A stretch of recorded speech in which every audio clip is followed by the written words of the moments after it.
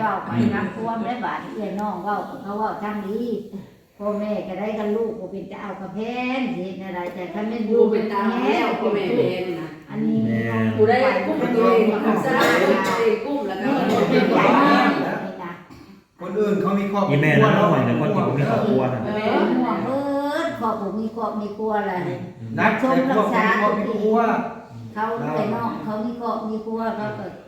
ใครแน่บ้านมาก็เป็นทุกเบิดผู้คนเบิดเอื้อยเบิดน้องมาคิดเบิ่งนั่นแหละ เต็มคาราเบลเลยคุณเอาหนูเข้ามาเบิ่งคุณแม่ก่อนพี่น้อง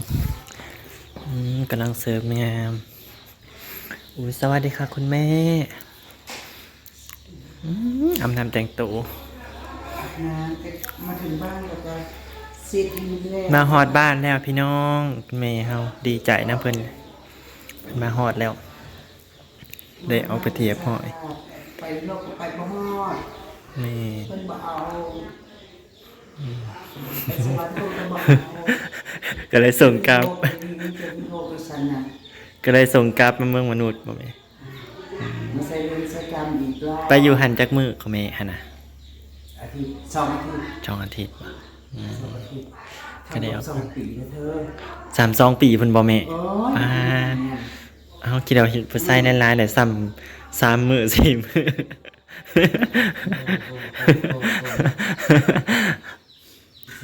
ใช่ทั่ว ผู้ชายก็ได้ เพื่อนเนาะ มีแต่ผู้เถื่อนโดย กระบบก็สิว่าบ่มีผู้ดีได้ไปว่าติดคุกแล้วมันดี แม่นอีแม่อีแม่ตอนนี้แม่ก็ออกมาเรียบร้อยพี่น้องสาธุบุญต่อไปก็ใช้ชีวิตปกติบ่ประมาทแล้วมันระวังเด้อแม่ขับรถขับรางมันนี่ก็ได้ว่ามันสิเกิดเนาะเบิ่งก็ลูกก็เจ็บหัวเข่านี่นะ ต่อให้เราวันจังไดมันกระบาดมันสิเกิดมันใช่ผู้ใด บ่พอหาวิ ตานี่รับตาแพบนี่ก็เป็นแล้ว บ่พอหาวิยันลูกลงมานั่นก็ได้โอ้ยปวดบาดเดียวหนึง ไปเคยเกิดนำกระสิหูเนาะ แม่น สิหู บ่พอหาวิพี่น้อง แป๊บเดียวก็เป็นแล้วอุบัติเหตุ ก็ระมัดระวังสำหรับฮอด เป็นฤทธิ์เป็นกรรมของเฮาสิว่าก็ได้ โดย เวรของเขาเวรของเฮาน้ำเฮาก็สิโทษตัวเองแม่ก็บ่ได้โทษเขาแม่ก็บ่ได้ มันก็ถึงจองใส่กันแล้วแหละมันจะเป็นนำกันแม่นบ่ล่ะ โดยแม่น อืม กะจะแน่กะต่อไปกะขอให้มีแต่สิ่งดีๆเข้ามาแบบนี้ก็ได้ ปีใหม่มา ขอให้ได้เมืองแก้วสาธุอันประเสริฐมงคลในสากลคนลือสื่อเสียงดังเปี้ยงเด้ สา อ ธุขอบคุณทุกๆกำลังใจเด้อที่คอยเป็นกำลังใจให้พวกเราทุกคนคนไม่เอามาลาด้วยเอาเป็นหยังคือเจมส์เนอะแม่ ทุกลมมันแตก แต่ใส่มื้อนั้นน่ะนะ มันก็ ยังบ่ได้เศร้าอยู่บ่ได้บ่ได้ย่างบ่ได้หยังเนาะเพราะว่าอันนั้นกับไปมื้อนั้นเลย มีแต่ไฟต่ำไว้ ไม่ไฟย่างโอ้ยคิดว่ามีไฟย่างเนาะแม่เพิ่นก็แต่งตัวแต่งตัวเฮ็ดหยังก็เพิ่นมีพิธีของอันสิขอขมา ขอเข้ามากับที่ ข้าแม่สาธุให้วิทย์ให้ว่างเด้อบัดนี้คุณแม่เอ้ย ก็เพิ่นบ่ได้เทศกันมันแล้วเนาะ โดย ให้กว่ามันเป็นถามมื้อนั้นมื้อนี้เด้ ข้ามมือข้ามคืนไลฟ์ก็บ่ดีเด้เนาะ มาฮอดแล้วก็มาฮอดแล้วมันฮอดมันเทิงสิขามือขาขึ้นก็บ่ดี ไปมาข้ามมือข้ามคืนอีกบ่ได้เฮ็ดอีก ต่อไปอีกเรื่อยๆโอ้ยก็บ่เป็นท่าได้แนวนั้นก็ได้นี่แหละพี่น้องเพิ่นก็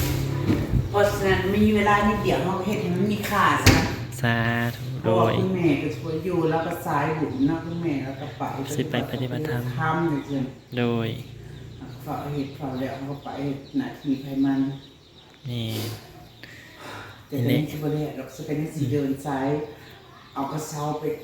ค้าขอบคุณ ตัวนี้แม่นบ่ บ่นี่ก็ของไผของหลานมาเฮ็ดนะ อ๋อ ขอบคุณนั่นพ่อบ้านปู่ผู้ใหญ่เพิ่นน่ะได้ที่ไปซอยเฮาเดินเรื่องน่ะเด็ก โดย ปีใหม่แล้วเขาก็พอดีก็ชอบ กระเช้าของขวัญปีใหม่เนาะ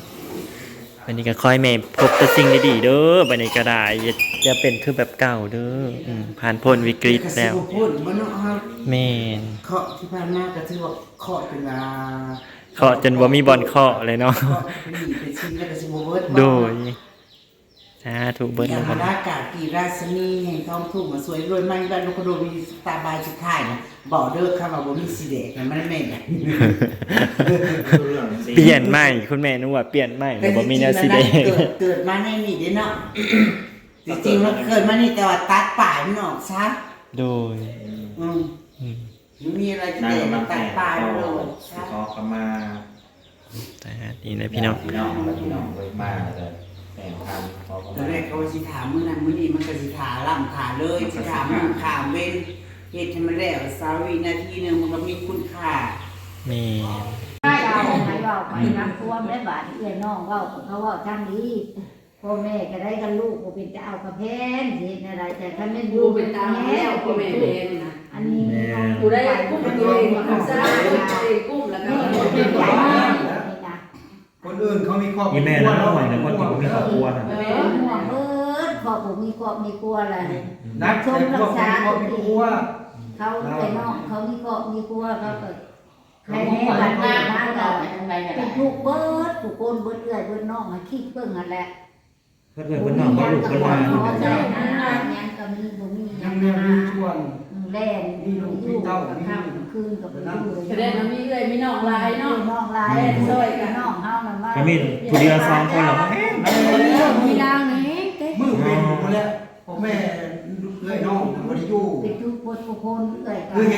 ตลอด ไปหันก็เป็นงานเขาพอ จนว่าเขามาว่างานก็จนบ่ไป ทิมเบิดพี่น้อง กินเบิด ว่างานไปไปมาหา มาบอกกินดอกกินบ้าเขาเด็กไม่ได้ ทิมเบิด อย่าง เลย เนาะวันนี้เราก็คือเทนอยู่รอบเขาก็ว่าเกิดมามันเกิดเทน เกิดมาไงใช่ไหมครับ พูดดูกับมันเลย พานเอาบ่ให้ นี่เกิดนี่ พ่อลูกออกมาเจ๊ แค่ไหนมากพ่อ ลูกออกมาผูกแขน ก็น้องควัน ใส่ไม้ได้บ้าน อันนี้ผูกกัน เพื่อแห้งกระเตกแล้ว ตอนนับควัน ตอนหักควันนอกแต่ว่า มีบาทมีบาท มากะไปแล้ว เราก็ต้องการเลือดนอกเด้อจะเป็นบาป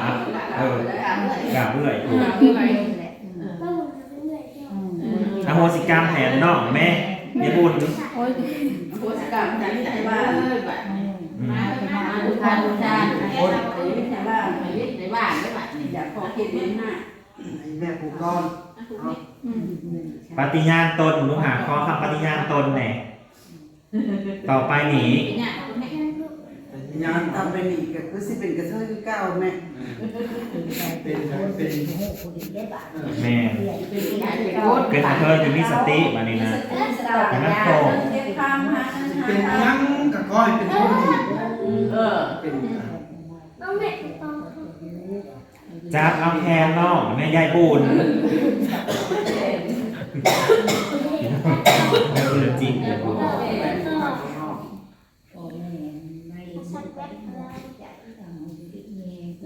เลยอะไรอย่าไรใหญ่เลยเลยแบบมา ได้บาทบนมีบาทบาทเลย เอาบาทเปลี่ยนแล้วบาท เปลี่ยนที่ไหนใจไม่ มีแห้งสุขภาพแข็งแรงเบิ่งอ้ายเบิ่งน้องแล้วบาท เพื่อนอกคือเก่าแล้ววันนี้คือเก่าแล้ว เบิ่งกัน กระเบื้องกันไฟถูกไฟหนักไฟ ไปทุกข์มันยากคือ ไฟเขา ขีดเอาบางนี่นะเครื่องคนหรือขีดเอา ขีดเอาและ อืม เขาบริการเลย มันมีโอกาส ไปอยู่ข้างเราอยู่กันหาปีแล้วโอกาส แม่บัญชียิ่งตลอด เขา คนเรา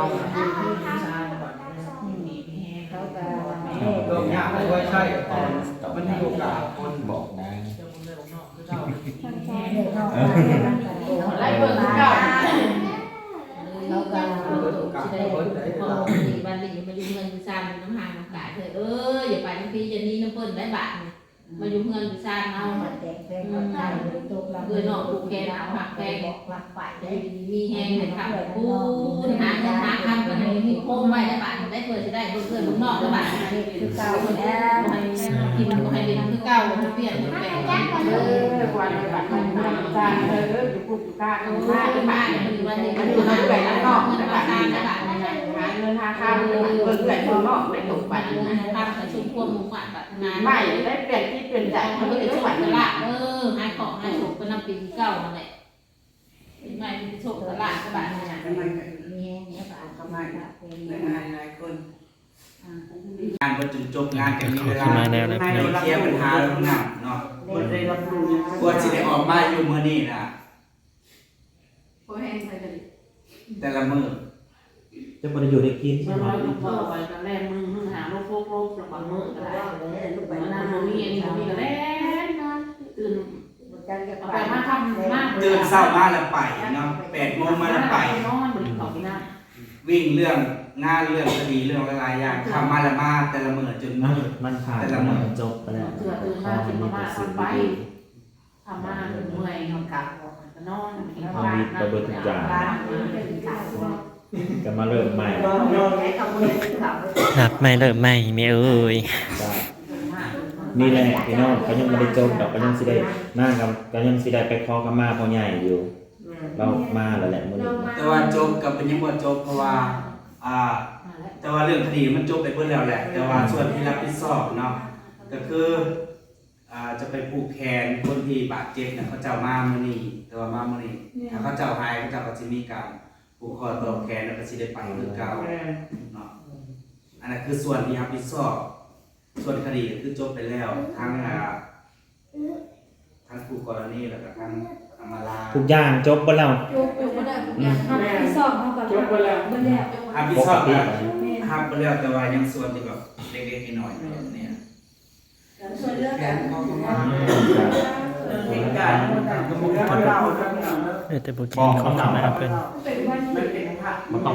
องหลังมา แค่เราก็แบบ แค่วัดเดียวนะก็ ทีมไปกับปีเก่านั่นแหละ มันต้องเล่ามัน แต่ ต้อง ว่า เล่า เราแต่มันก็เป็นพระอุปา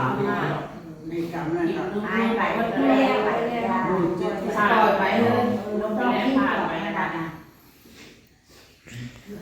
ไปจำศีล ข้างนึงแล้วบาท ไปจำศีลได้ไปน้ำอีแม่เลย ไปน้ำอีแม่เลยไปจำศีลจัก4 5คืน เดี๋ยวมันก็ลืมไปดอก แม่ ผ่านไปเดี๋ยวมันก็ลืมไป น้องไปนั่งผูก จะอยู่น้ำร้าน อืม นอกร้าน ให้ปฏิบัติอยู่ไทย เซฟตัวเอ สาง ธุสาธุ กระพากผ้าก็ออกมาหอนเตี้ยเตี้ยลอย ก็พักก่อนก่อน ก่อนที่ว่าจะ แต่4-5มื้อก่อน โอเคก่อน พักผ่อนก่อนจังไป แม่นี่แม่ผูกแขนแล้วจังไป ยายเนี่ยก็ไป เนี่ยครับพี่น้องทุกอย่างก็คือจบแล้วทางคดีทางอีหยังก็เรียบร้อยแล้ว มาจังสิปลูกแคนเนาะ มีแต่สิปลูกแขนพ่อใหญ่เพิ่นบัดนี้ก็ได้ จังไรก็มาแล้วก็จะเลยแบบ ในเวลานี้ก็ ก่อน ในช่วงเวลานี้ที่กำลังออกมาโหนหลาย ให้กำลัง เซ ใจ ฟตั คุ ว ณ เองอ แม่ ยู่ใน เนาะ เพื่อนก็ต้องไปใส่ แม่ ทุกเรื่องเลยเบอร์